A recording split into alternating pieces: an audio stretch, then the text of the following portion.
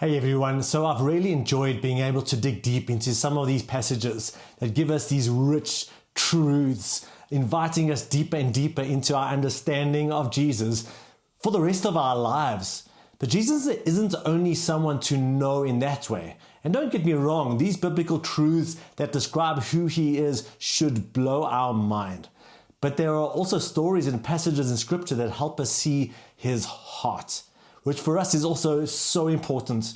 I mean, it's great to have our heads full of these wonderful truths, but we also need to know the heart of Jesus, all in the name of knowing him and following him rightly.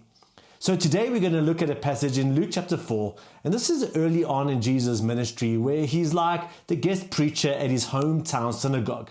He gets handed the scroll of Isaiah and he finds this passage in chapter 61 that describes this long-awaited anointed Messiah King on whom the Spirit of Yahweh rests and through whom God is going to bring his kingdom.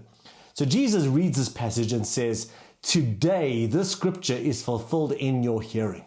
In other words, he's saying, I'm that guy, that king you've been waiting for. And to be honest, I wish we could spend way more time on this part of the passage, but I want to draw your attention to what happens next. You see, at first, everyone's amazed and excited, but then Jesus changes his tone a bit and challenges these people.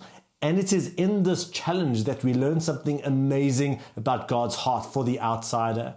And while I really believe this is good news, the people in this synagogue on this day didn't recognize it as good news, to the point that they literally wanted to throw Jesus off a cliff.